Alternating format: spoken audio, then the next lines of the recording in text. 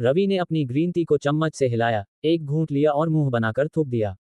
ये तो घास जैसी टेस्ट कर रही है। उसने एक लंबी सांस ली, ब्रेक रूम से बाहर निकला और लिफ्ट का बटन दबाया। शीशे के दरवाजे में उसे एक थका हुआ आदमी दिखा। बेजान आंखें, बिखरे बाल और उम्र से पहले ही सफेद होती जा रही चमक। उसने अपनी घड़ी देखी। आज फिर वही बेकार की मीटिंग्स, जहां उसे बस हाँ में हाँ मिलानी थी। बस कुछ और साल, वह खुद से बोला। फिर मैनेजर, फिर डायरेक्टर, फिर शायद खुश रह पाऊंगा। जैसे ही उसने तीखा एक और कड़वा घूंट लिया, एक बूढ़ा आदमी अचानक उसके बगल में आ खड़ा हुआ। उसने मुस्कुराते हुए कहा, टी पी रहे हो? पहले कॉफी पीते थे ना? रवि ने कंधे उचकाए। हाँ, तुम तो एकदम कॉफी वाले इंसान लगते हो, बूढ़े ने हंसते हुए कहा। मुझे लगता है किसी और ने तुम्हारे लिए यह फैसला किया होगा। मेरी गर्लफ्रेंड कहती है कि यह हेल्दी है, रवि ने बड़बड़ाते हुए कहा। बूढ़े ने मुस्कुराकर कहा, दूसरों के बताए रास्ते पर चल रहे हो।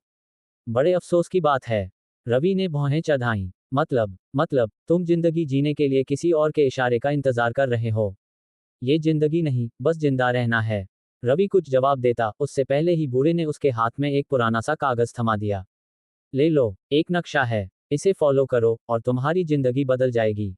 रवि ने पीले पड़ चुके कागज को खोला। यह क्या मजाक है? नहीं, बूढ़े ने कहा। इसी नक्शे ने मुझे सच्चाई दिखाई। अब तुम्हारी बारी है। लिफ्ट आ गई, दरवाजे खुले और बूढ़ा अंदर चला गया, लेकिन जब रवि ने मुड़कर देखा तो वह गायब था। कुछ दिन बाद, जिज्ञासा ने रवि को हरा दिया।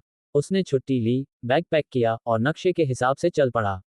हफ्तों की यात्रा के बाद, वह एक छुपे हुए जंगल में पहुंचा और वहां, पहाड़ों के बीच एक विशाल पत्थरों की भूल भुलैया थी। वह अंदर गया और जैसे ही उसने कदम रखा, प्रवेश द्वार गायब हो गया।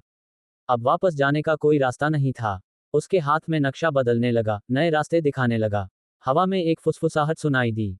मुझे ढूंढो। आवाज अजीब थी, पर कुछ कुछ जानी पहचानी भी। रवि घंटों, शायद दिनों तक चलता रहा। अंधेरे में कुछ हिलता डुलता दिखाई देता। नक्शा बदलता रहा, उसे और अंदर ले जाता रहा। फिर रास्ते में एक मोड़ आया। नक्शे ने कहा दाएं जाओ, लेकिन उसके अंदर से कोई खींच रहा था बाएं। वह ठिठका, फिर नक्शे की बात मानकर दाएं चल दिया। बड़ी गलती की। जब वह आखिरकार भूल भुलैया के बीचों बीच पहुंचा, तो वहां कोई खजाना नहीं था।